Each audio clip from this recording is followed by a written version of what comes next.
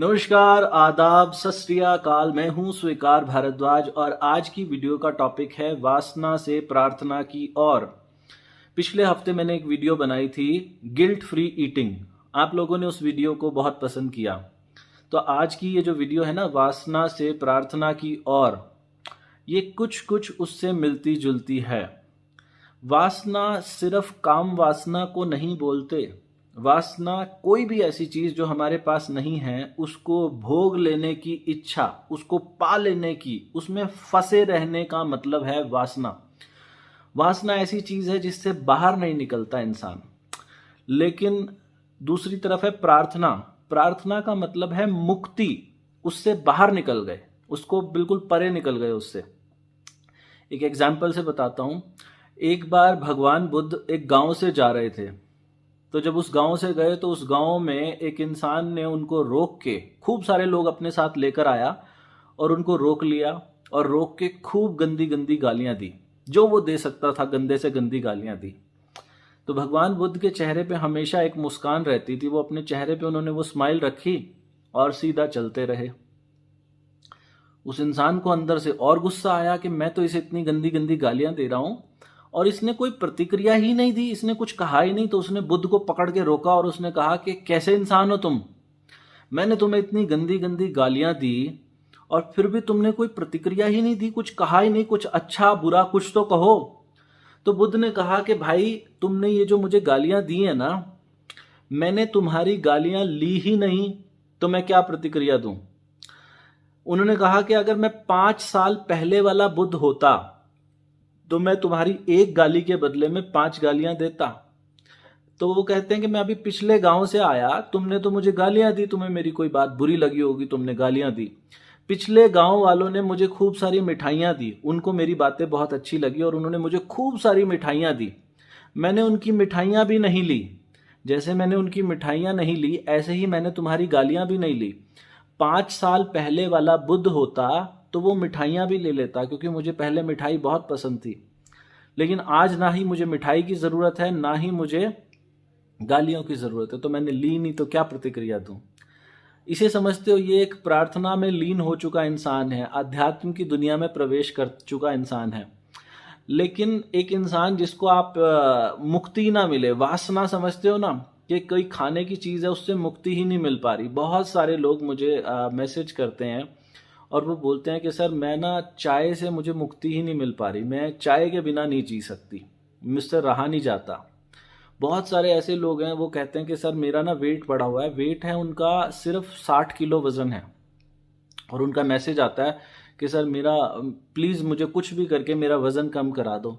इसको शायद मैं वासना ही कहूँगा कि 60 किलो देखा जाए कोई बहुत ज़्यादा वज़न नहीं होता, लेकिन फिर भी वो इंसान मैसेज करके इतने ज़्यादा डेस्परेट हैं। उन्होंने इंटरनेट पे फ़ोटो देख ली, शायद किसी की, करीना कपूर की देख ली, ज़ीरो फिगर की, या फिर किसी की भी देख ली उन्होंने, जिसकी भी, और उनको बहुत पसंद आ रहा है और वो उसमें फंस गए। किसी भी चीज़ से जब मुक्ति ना पा पाओ तो उसे वासना कहा जाता है। जैसे काम वासना है ना, उसमें जब कोई इंसान मुक्ति ही ना पा पाए तो वो वासना कहलाएगी। और जब मुक्त हो जाओ, उसकी ज़रूरत वो आपके सामने रखी हो वो चीज़, और उससे मुक्ति मिल जाए, उसे प्रार्थना कहा जाता है। तो वासना से प्रार्थना की ओर कैसे जाया जाता है, क्या तरीका है उसका? वासना से प्रार्थना की ओर जाने का तरीका है उसे भोग लेना। उस चीज को आप कहोगे ऐसे कैसे?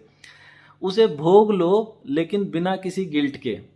जब भी आप कोई चीज बिना किसी गिल्ट के पालोगे तो आप उस चीज से पार निकल जाओगे। आप उदाहरण से अपने आसपास देखना। आप सब लोगों के पास, बहुत से लोग होंगे जिनके पास गाड़ियां हैं, बहुत सारे लोग होंगे।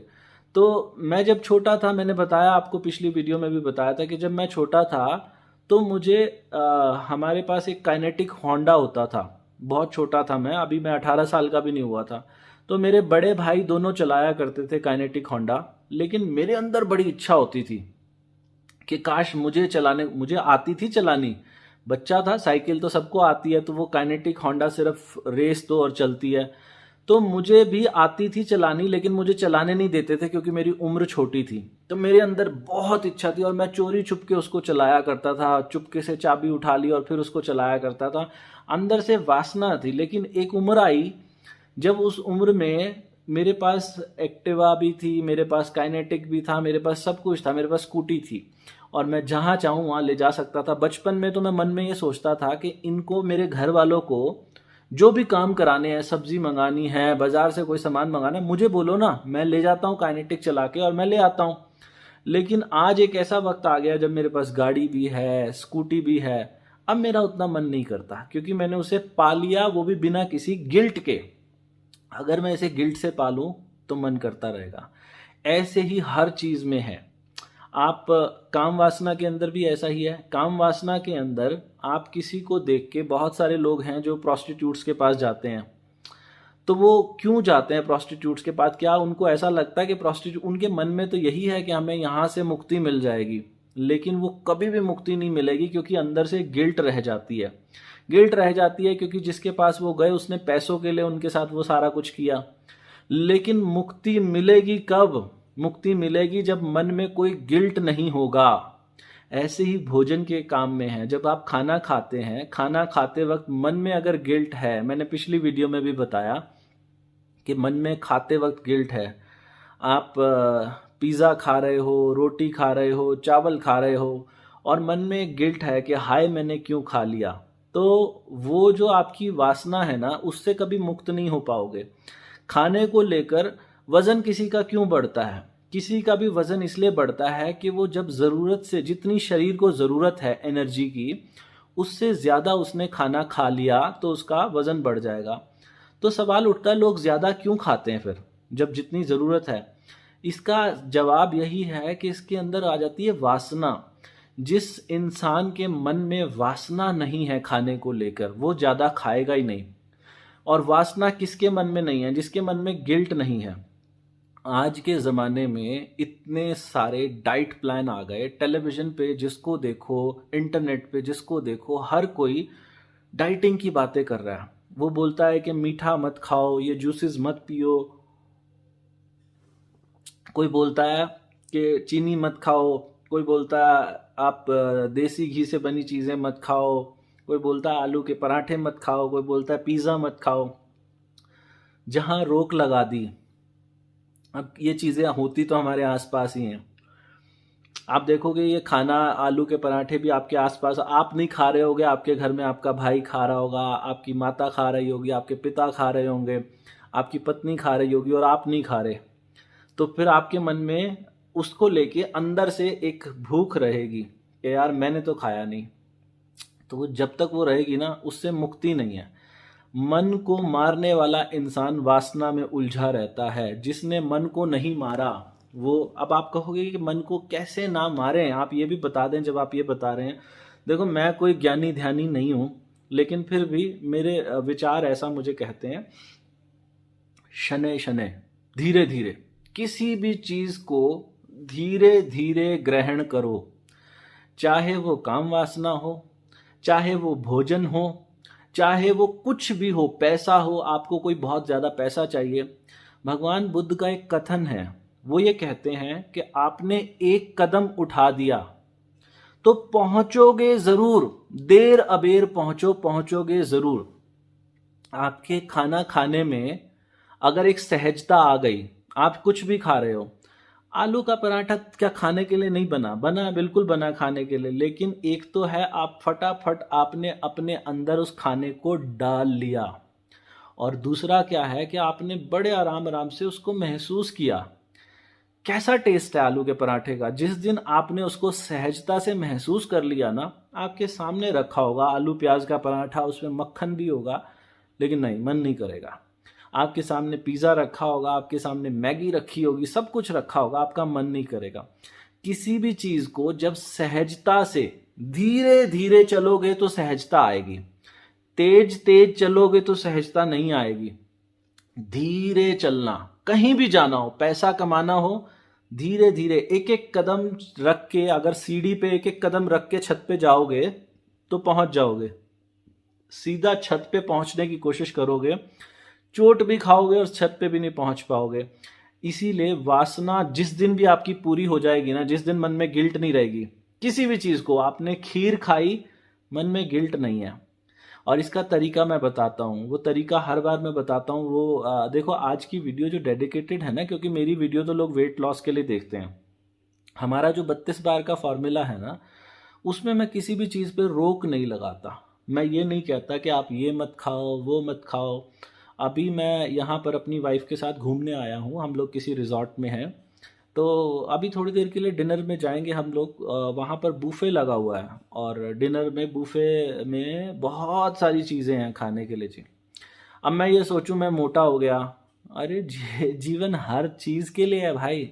आप एंजॉय करो, उसमें बहुत सारी चीज़ें होंगी खाने की। तो मैं ना तो अपने आप को रोकूंगा ना अपनी वाइफ को रोकूंगा, लेकिन हाँ ये ज़रूर करूंगा कि हर चीज़ का रस लो, आनंद लो जीवन में, हर चीज़ को एंजॉय करके बड़े आराम आराम से। फिर एक दिन मुक्ति हो जाएगी, एक दिन वही वासना प्रार्थना बन जाएगी। आपका मन ही नहीं करेगा, सामने रखी हैं चीज़ें, मन नहीं करेगा।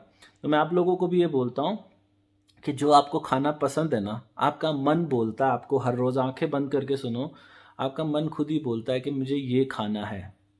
आप वो चीज़ बनाओ ना अपने लिए घर में, अपनी वाइफ को बोलो, या अगर आप खुद महिला हैं, आप खुद कुकिंग करते हैं, तो टेस्टी से टेस्टी बनाओ।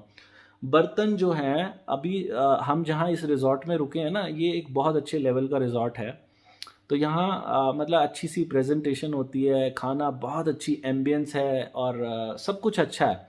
तो मैंने देखा ऐसी जगह में इतनी सारी चीज़ें होने के बावजूद भी हम बहुत कम खाना खा पाते हैं। है बहुत कुछ। जब आपके पास आपकी पसंद का खाना बहुत सुंदर से बना होगा तो आप कम खा पाओगे। तो उसे मेरा यही कहना है, खाना है भोग लो, लेकिन भोगो उसे धीरे धीरे, एक क्लास के साथ। मन में कोई गिल्ट ना आए किसी भी चीज को खाने के बाद। मैं ये जूस पी रहा हूं ना, मेरे मन में ये गिल्ट ना आए कि यार मैंने क्यों पी लिया। पी ले, इसका मजा ले ले, जो एंजॉय करना है कर लो। इसके बाद शांति से, एक दिन ऐसा आएगा मेरे सामने रखा होगा जूस, मेरा नहीं मन करेगा कि यार बस, जब मैंने जिस चीज़ को भोग लिया। मैं अभी कल अपनी वाइफ को बता रहा था कि यार ये जो गाड़ी है मेरे पास, वैसे तो इसमें सारी खूबियां हैं जो एक बड़े से बड़ी गाड़ी में होती है, लेकिन मैं इसे पा चुका हूँ। इस गाड़ी को लेके अब मेरे मन में उतनी इच्छा नहीं है कि मैं हर वक्त इसे चलाऊं।